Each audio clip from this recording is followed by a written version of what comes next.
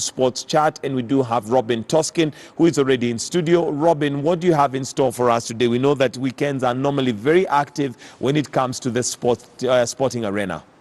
As you rightly put it, a lot is happening, and one of the things that we are following is the arrival of the Kenya's men's basketball team that was in Bamako, Mali, where they finished second in the Africa basketball championship when they lost to the Democratic Republic of Congo. They've just arrived at around 5 a.m. there in the capital.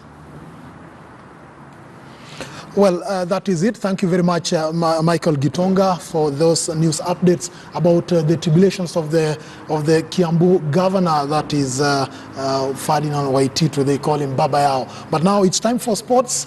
And in the studio, I've brought you two guests, the guys who makes, they make all the happenings. They bring us all the happenings in the sports world. I have got Gregory Mulemi and also Rogers Eshtemi, who is one of our own reporters. But of course, we always start with the news that make the headlines around the world. And I'm going to start with, of course, the tennis in Germany. There's also news around Harambee Stars.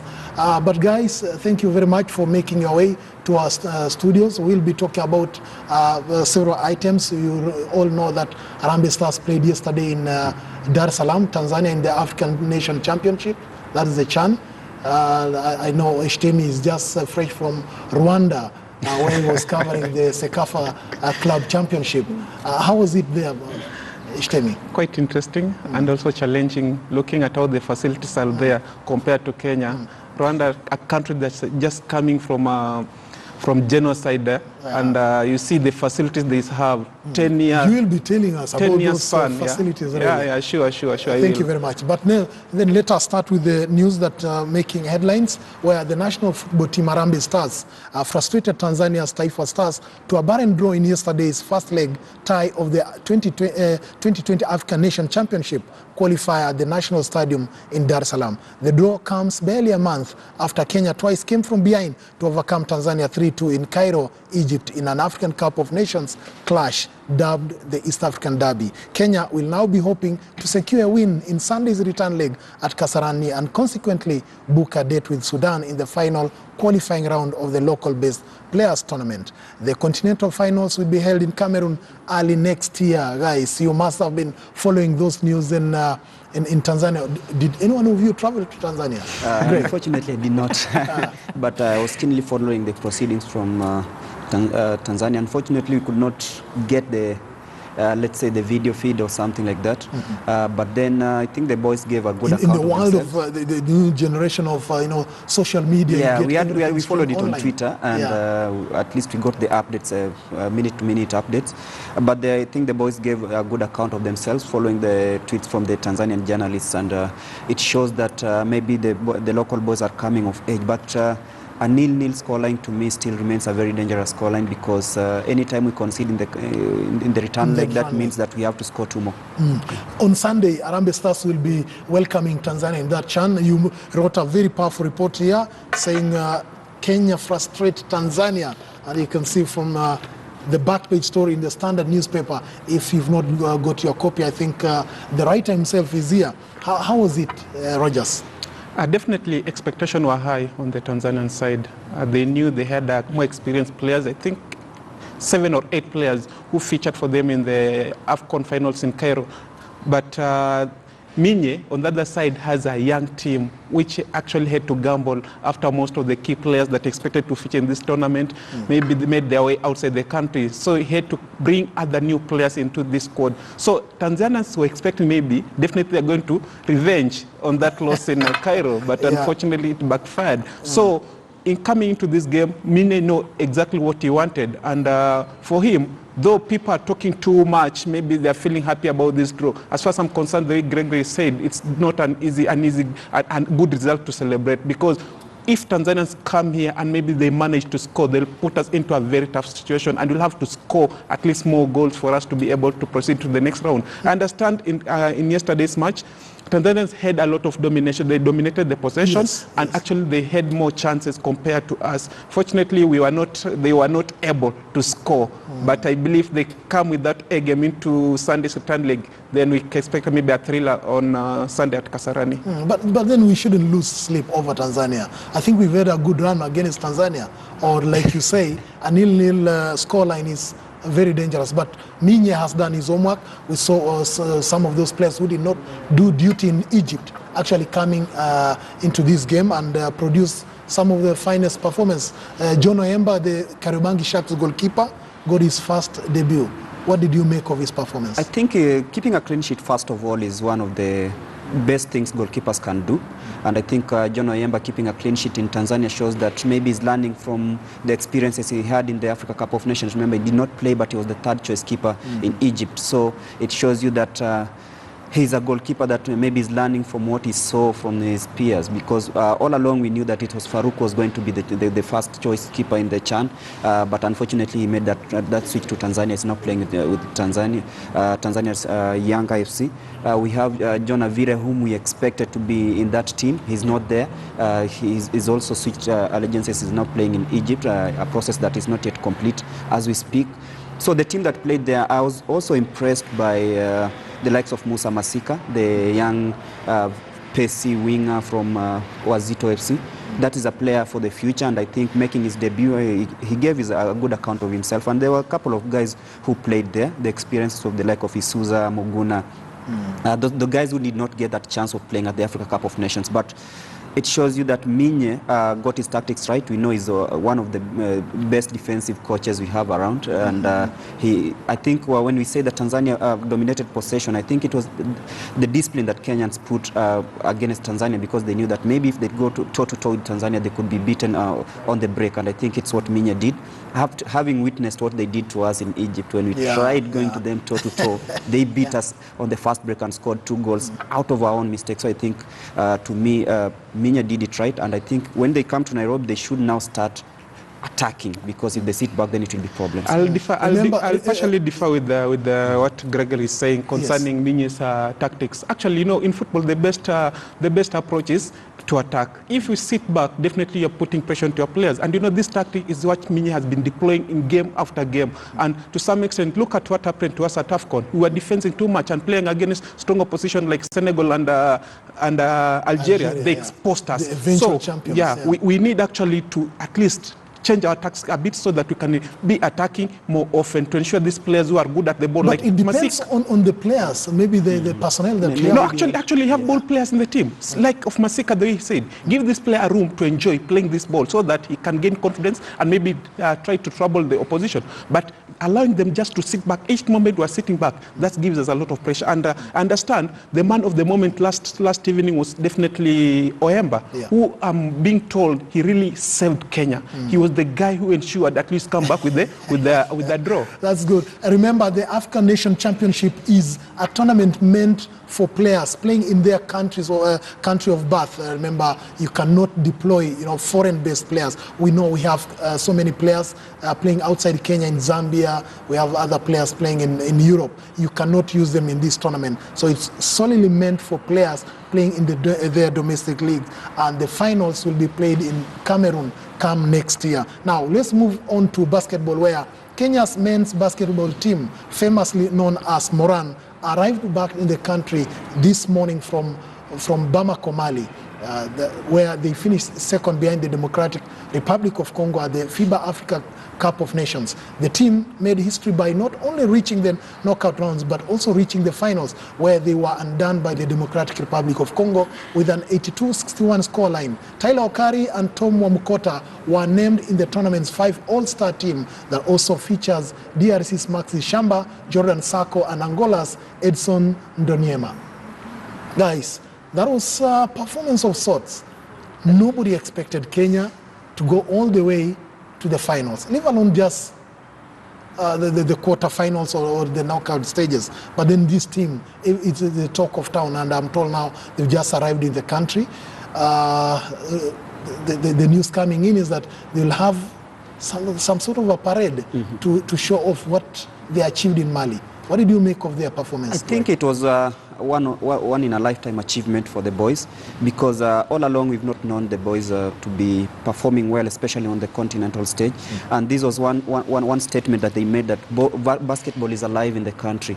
And you look at how they performed. To me, the best result was beating Nigeria, the top-ranked country in Africa. So, and then brushing off the sides of Ivory Coast, ranked 8th in the continent, beating Tunisia, who will be performing, who will be representing the continent in the World Cup, World FIBA Championship. I think it all boils down to the preparations. I think they had better preparations going into the tournament, and it's really helped them make a statement. And I believe that from here, many Kenyans will now start following basketball, because it is a sport that many people have neglected, and we could see after that they started to grow interest. You could see Mike Sonko in the viewing party. Sure. For the first time, we saw someone at least having interest in that, and I think it's something that maybe in a few years time we'll be looking at basketball as a different sport in the country. Yes. Is it just a matter of preparation, or is something more that is happening in terms of the league or player development, Shtemi? I think we need also to give credit to the players who have managed to go outside the country for professional stints. See the likes of Tyler, who have actually been developing year after year, and that is a motivation to those guys who are at home. And we need also maybe to try and ask the government, what is the government trying to do to ensure this game is taken to another level? Because you understand, in Kenya or even globally, most people just get associated with the team when it's succeeding, but you don't know actually what is happening behind the scene, because these boys have been actually sweating, trying hard to ensure maybe they come and bring a mark onto the continent in terms of maybe ensuring Kenyan flag is flying higher. But you don't know exactly what these players are going through. Yeah. So the Ministry of Sports, actually I've been seeing the minister, the CS, busy tweeting day in, day out. Actually it happened at even during she did her best. I think she was in the front line of updating the country. In the absence of Kenyan media. Did we have a media house in Mali? Yeah, we didn't have. That's good of her. Yeah, it is our job to tweet. Yeah. But what is she doing to ensure this boys deliver?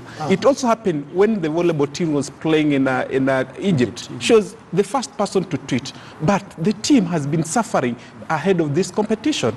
The ministry should actually at least do better than this. We are not talking about tweets. Will this player eat tweets? Yeah. Will those players eat those tweets? Yeah. But then Waziri was really in the forefront informing the country and celebrating the team. I think celebrating is one factor, but then as we said, not many people knew about this team, let's say a month ago. But right now that they performed, everyone wants to associate themselves with it. We saw in the viewing party at Nyayo Stadium Gymnasium, all the biggies in town, the politicians were there, taking the front seat. But then ask them anything about basketball prior to that, nobody associated themselves with that. So I think it's just a matter of ensuring that all these sport disciplines are put in the forefront. The ministry should ensure that all participating teams. There was a floorball tournament in Kasarani. Nobody talked about it. But let's say right now we go to the World Cup, everyone will start talking about it. And it's something that has been happening. And we also we saw Harambee Stars. Everyone went to Egypt because they just qualified for the Cup of Nations. Suppose there's something bad happens in future and Harambee Stars does not qualify for major tournaments, then everyone will sulk. Everyone will walk away. Gregory Mulemi says that a month ago, not many people knew about this team, but of course the Standard Group has been really covering the basketball league. We've seen what is happening. We've also seen on page 41 in today's Standard newspaper. Get yourself that copy and see all that we put there, including the images of some of those Morans. And I hope we'll be catching up with the team as they settle down to start playing in the league. And hopefully one day we'll start talking about wanting to qualify for the World Cup. Is that possible, Eshtemi? It is possible because you understand this team has already qualified for the All Africa Games coming next month in Morocco. That is already a statement that they are ready to play and fight with the big boys. So if they have already beaten the likes of Nigeria, Tunisia, Morocco, what makes it not possible for them to qualify for the World Cup? We have what it takes. Yeah. You think so? I've seen what some of the sponsors have come into basketball trying to show up the game. There's now money in basketball league. Yeah, 20 million a year. I think it's good money, especially for the basketballers. Not many basketball teams or clubs in Kenya are run professional. In that they are, let's say, we call them mtaani clubs like Umoja. They just do it for passion. But right now that there's money, I think there'll be more organization, more seriousness in the game. And the sponsors have come up at the right time, and you can see when the national team is performing. It means that maybe a few years from now we'll be seeing more interest in basketball. Maybe those guys. But do we have centers of excellence where we can produce these players? Maybe from the Kenya secondary school ball games, those are some of the avenues that we've seen the likes of Tyler come from, and it's something that maybe we could explore. Maybe from the next year's school games, we should be seeing more and more interest going there. And I think if sponsors who are really into this, then they should go there, try tap maybe the young talent and ensure that there's a smooth transition. Maybe just apart from tapping Tosca, another challenge is, we have money right now, but what are you going to do to ensure we popularize this game? Now this is the job that the federation should do, because not many people are talking about basketball in this country. Let's try and make it sure that we popularize this game and ensure all mechanisms are in place to ensure that nobody is going to have a blame game. For the sake of these players who are still in the grassroots, so that they can also rise up to the top levels. When he talks about popularizing the game, and I think that has been always the problem with most federations, because they don't have a particular marketing arm within the federation to make sure that they put the game in the eyes of would-be sponsors. I think the problem is the priorities that have been there before, because basketball is a common sport, to be honest. Sure. Go to every estate, there is a basketball court. It's not being used because nobody takes basketball as a professional sport. And I think that that notion needs to change to ensure that all these boys in the street, because basketball is a street game. It's a street game, yes. Yeah, sure. Get them from the street, renovate those courts, and make sure that we have strong basketball teams in the country. Yes, Gregory and Eshtemi agree that some of the places to tap this talent is in during the secondary ball games or secondary games, secondary school games, and also the primary school games. I can see primary school games heading to Meru. But then the Kenya Secondary School Sports Association Term 2 games kick off in Kisumu tomorrow. Regional representatives continue to arrive ahead of the games to be played at the different venues at the Lakeside City. First to arrive in Kisumu yesterday was the Coast Region team led by Chairman John Bora. Coast Region will be seeking to defend the under-19 girls football and netball titles it won last year, courtesy of Kwale Girls and Kaya Tiwi. Kwale Girls will, however, not be in Kisumu after they were later thrown out for fielding ineligible players. St. John's Kaloleni, who had lost to Kwale Girls by a solitary goal in the Coast Region finals, will be in Kisumu in their place. Another school that is also not here, not in Kisumu for the Nationals, despite winning their regionals, is Barding High School from Nyanza, who were thrown out and replaced by Kisumu Day following a successful appeal. St. Peter's Mumias won the Western Region title, but locked out and replaced by Ebwali following a successful appeal too. And guys, actually from yesterday, teams were arriving in Kisumu for the national ball games, where the winners in respective categories will be going to represent the country in the East African school games. What are we looking forward to in Kisumu from tomorrow? Actually, the talking points, we are already starting talking about the games even before they start. Let's look at the teams who were disqualified. The likes of St. Peter's, Bading, and latest Kwale Girls. That tells a lot about this school competition, whereby maybe the administration, or rather the school management, is not keen on ensuring those players or students, eligible students, go to participate into this game. There's no need for you to prepare all for like 2 or 3 months, and then when you reach the key moment, you are disqualified. It's so painful for the players and as well as the students who are actually giving a lot. So the management should be asked this question: what are they ensuring? What are they doing to ensure that only eligible players are going to participate for the school games? Because every player, and it's a dream for every student to play at the top level, more so at the national level of this competition. It's very unfortunate for the schools. Very unfortunate, especially at a time when we are all talking. The two of you have just told me that the places to tap talent is at the nationals or secondary school games. And tomorrow, like I've just said, the games are beginning in Kisumu. It should be the hunting ground for every coach. You know, if you want volleyball, if you want football girls, football for boys, that's the place to be. So it will be joy for others and pain, hurt for others. I think it's because of what you said. Most of these schools sometimes they neglect very simple things. If you have your students, register them instead of using maybe players that are controversial, players that are not maybe in your bracket. Because I look at the case of St. Peter's, some of the players apparently, according to the reports, were not registered in the school. So why are you using people whom you know that can bring you problems, let's say in future, to come and represent you in such tournaments? Because I believe these are school games, not a village or an outsider tournament. Register these boys. If they are students, make them show evidence, because there's no point of, let's say, claiming that you want to fly that flag high, and then you use the dubious means to reach there.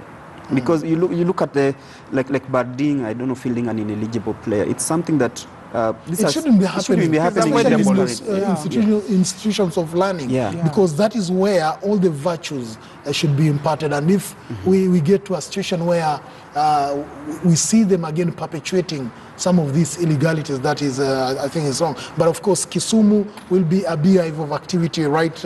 It started yesterday through to today, and from tomorrow when the championship starts, we hope to see some of the future stars, you know, to don the kit of their schools. And when I talk about, we talk about the secondary school games, and then you look at some of the products that have come from those school games, you get the feeling that, well, some of these schools are doing a good job.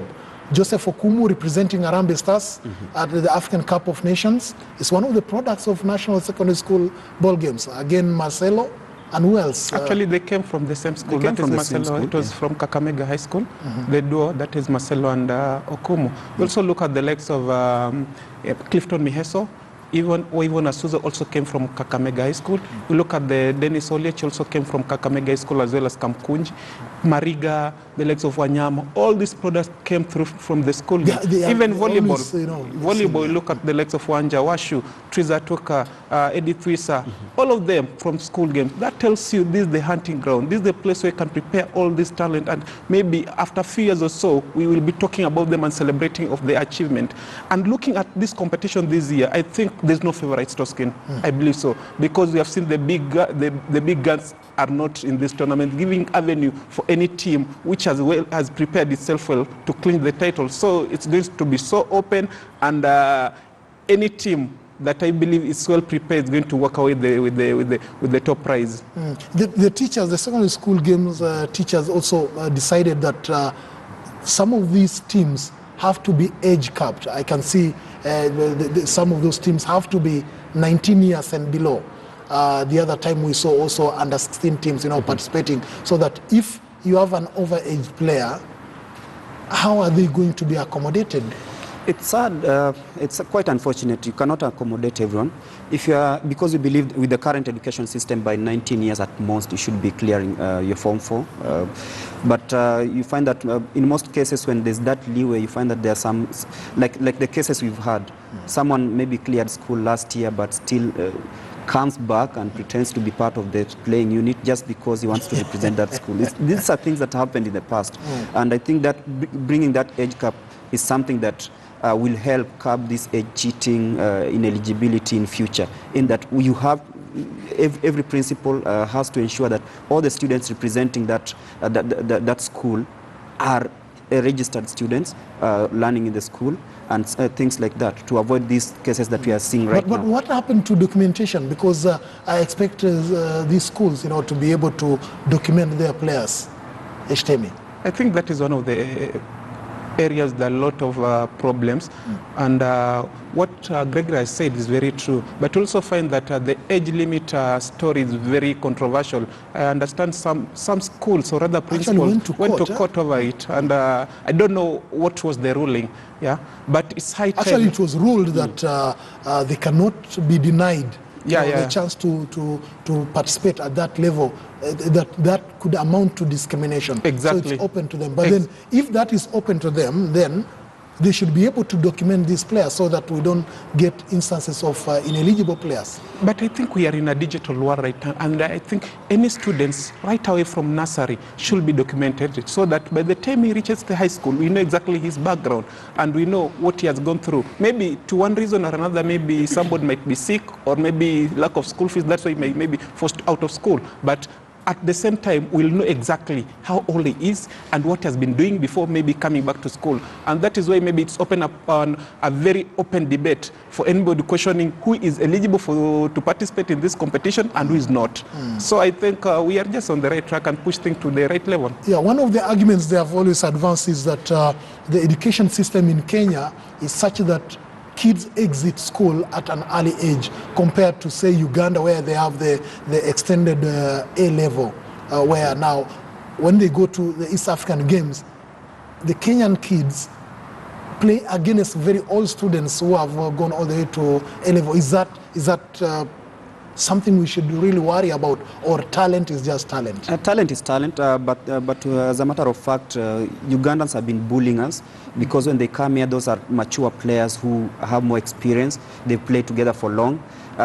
It's something that, let's say, when we go to the East African School Games, we just give a good account of ourselves, because I don't believe age is also a problem when it comes to talent, in that if you prepare well and make sure that you have the best team, you can put in good results. And we've seen that Bading put a good account of themselves in 2016, beating all odds to ensure that they took that East African title. So it's something that can be done. Only preparations can outdo all these factors that we are talking about. Well, stay focused on KTN News and also the Standard newspaper, because we'll be covering all the sports stories from Kisumu for a whole 1 week, where we'll be hoping to see who emerges the champion in football, and also football boys, and for football for girls. And as we always say, the KTN is your home of sport. You want to get anything, this is the station to be, and also the newspaper to read. Now let's move on to IDPA shooting, where master shooter Robert Nyamongo struck 144.76 points to emerge the overall winner of Chairman's Cup in IDPA shooting at the Kirigiti shooting range over the weekend. Sami Onyango finished second with 148.69 points down, while Kenya National Gun Owners Association Chairman Anthony Wahome sealed the top 3 positions. Principal Secretary of Sports Peter Kaberia took part in the tournament, with the Standard Group PLC CEO Orlando Lyomu also trying his hand in the sport that is fast gaining currency in Kenya. Take a look of the action over the weekend.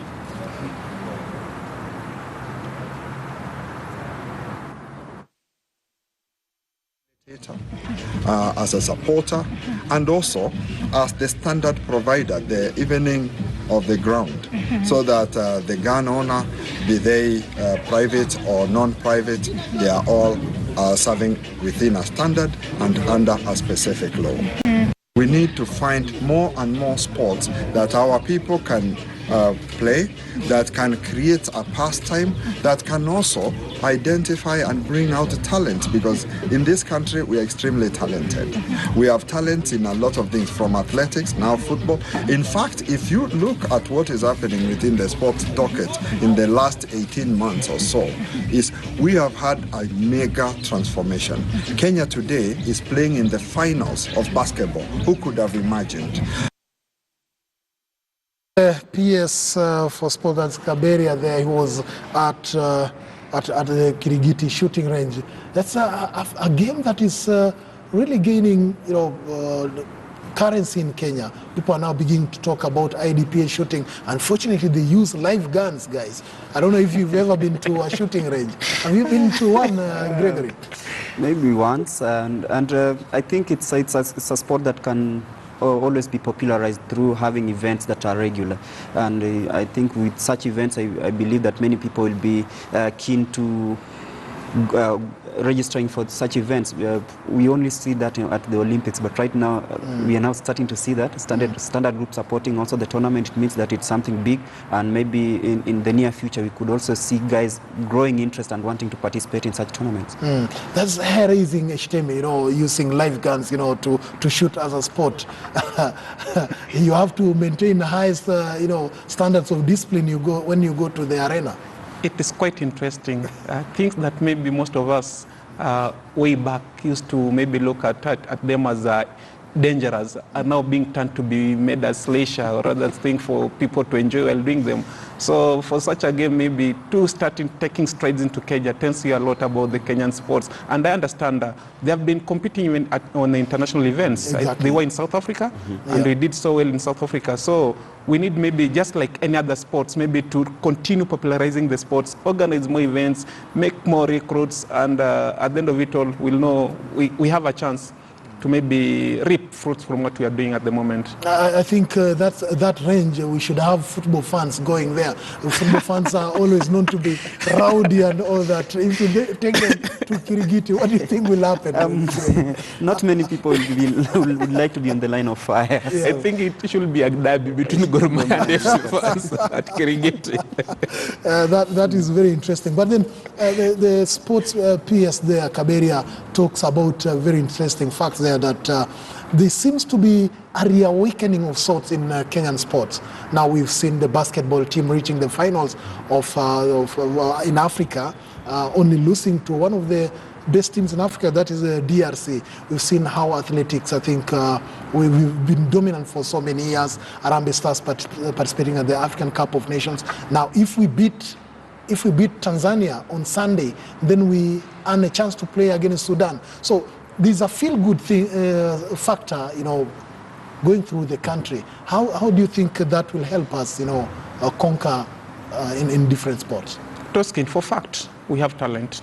And not only talent, these are extraordinary talents. But unfortunately, we don't have the facilities. Yeah? It pains me a lot to see the peers as well the minister talking a lot about the talent we have, maybe praising the players, but where are the facilities? We don't have the facilities. Look at Nyayo. Yeah? KPL is kicking off at the end of next month, but Nyayo is not yet completed. We were promised the images of Nyayo Stadium. We were promised actually it to be completed by May, but right now we are in July, coming to August. Yeah? What are they doing to ensure that we have the facilities to propel these players to stardom? Actually, you mentioned Rwanda. Yeah. The facilities I saw from the images we saw during the Sekafa, and also Mali, of all the countries being able to host the whole of Africa. They have the facilities. Rwanda have the facilities. For us, Kenya, what's happening, Greg? I don't know, and just to point out, Rwanda unveiled one of the best gymnasiums in the continent. Was it on Friday? Yes, so that facility Friday, is just awesome. Yeah. In Kenya, you go to Kasarani Gymnasium, it's leaking. When there was the Africa Volleyball Championship, I think 2 years ago, the roof was literally leaking. And that's the best facility we claim to have in the country. I was talking to the FC Leopards chairman, Dan Shikanda, the other day about where they feel should be their home ground. He said no to Machakos. Why? Because the distance, first of all, and then the facility is not up to standard. He was talking about, let's say, having Kasarani becoming their home ground. But then Kasarani, too many teams want to use that facility. Nyan Stadium is stalled. It looks like a grazing field. And right now, it's something that really needs to be addressed as a matter of urgency, because look at KPL starting under 1 month time, and no stadium in Nairobi apart from Kasarani. It's something that is very painful. City Stadium stall being used a few years ago. We had matches being played at Camp Toyoya, one of the facilities that is in the country, but it's very dangerous. To me, I feel that PS Kaberia should be addressing these issues before it's too late, because Kenyans are really suffering. If you want the best results from our teams, be it volleyball, athletics, football, basketball, or something, give us the best facilities. The facility, because I've been to Woodley Stadium. It was one of the best stadiums in the 80s. That is Woodley, just next to Kibera. City Stadium was shut down by the previous governor, that is Kidero, and nothing has been done so far. Last week, on Monday Sports Chat, I was at Dandora. There's a stadium that is coming up, and you could see, well, maybe it could be a facility that would help. But then generally, we don't have facilities, and none other than the deputy president just last week reiterated that we'll have 11 stadiums ready for use. Really, 11. It's laughable. You laughing? I'm laughing because 11. We talked about 5. Where are the 5? You can't talk about the big number and yet the small number, you're not able to fulfill what you promised. Let's start with the 5 first and then add on 6 for them to count 11. But if you're talking about 11 and the minimal 5, they were just unachievable, what are you talking about? Let's be realistic. Because most of the politicians, or rather the government, sometimes take sports for granted. And unfortunately, and this is the reality, sports is employing a number of youth in the country. And if we invest in sports, trust me not, Kenya will be just a force to reckon with in terms of economy. Economy will just skyrocket. But unfortunately, we are not doing that. The last international standard stadium built in Kenya was way back 1987. Actually, the construction started 1984, 85, and then it was completed in 87 in time for the 4th All Africa Games. That is Kasarani. That's so many years ago. When we are talking about countries like Ethiopia, they are integrating stadium after stadium. Is this government listening to the play and the plight of sports people? Honestly, no. You look at the way they take sports. Apart from tweeting, there's nothing else being done, and that's so unfortunate. In addition to that, maybe when you manage to travel outside Kenya, country like Rwanda, Cameroon, and maybe Mali. Even if you just go to Tanzania, they have very brilliant facilities. These people are investing in sports. They're really investing. I think maybe like each and every district in Cameroon and Rwanda, they're having a sporting facilities. And that maybe pushes those girls and boys in those countries to venture in sports. And a few years to come, trust me, it will be very difficult to beat these other countries in any sports. Listening to Roger Seshtemi there, the Standard Group sports reporter, and Gregory Mulemi, there's some tinge of resignation. The voice you could hear from them that nobody is actually paying attention to the plight of sports people in this country. Remember, the basketball team has just arrived from Mali, Bamako, where they finished second behind the DRC, and we are talking about a team that is teeming with talent. But we hope to take this further in our next shows, especially the Zilizala Viwanjani that is always live between 5 to 6 p.m. every Monday to Friday. And now I want us to move on to some other news, and I can see my colleagues, Trix Ingado and also Mike Gitonga, standing by to tell us what is the latest, and especially in this fight against corruption, because Ferdinand Waititu Babayao alias is headed now to the courts. Some charges are likely to be preferred against him over corruption issues that the government has been trying to fight. But of course, all that is also affecting the sports people. And the gentleman and the lady are here. Karibuni sana. Asante sana, Robin, and thank you. The cry has been those facilities, and now you are talking about corruption cases. And everybody feels that if that money could be channeled into sport, it would really help. Absolutely. And of course, we've had issues even in regards to the promises that government has made with the stadiums and all that. None of them have come to fruition. Yet there's so much money that is being plundered. So we hope that it can be put into sports and effectively so, because I think we have very talented young Kenyans people that can flourish in many areas, as we have proved many times. But there you go. Well, it's now that time where we wind up the show and say thank you for watching. My name is Michael Gitonga. Do have yourselves a wonderful day. And I'm Trix Ingado. Have a productive day.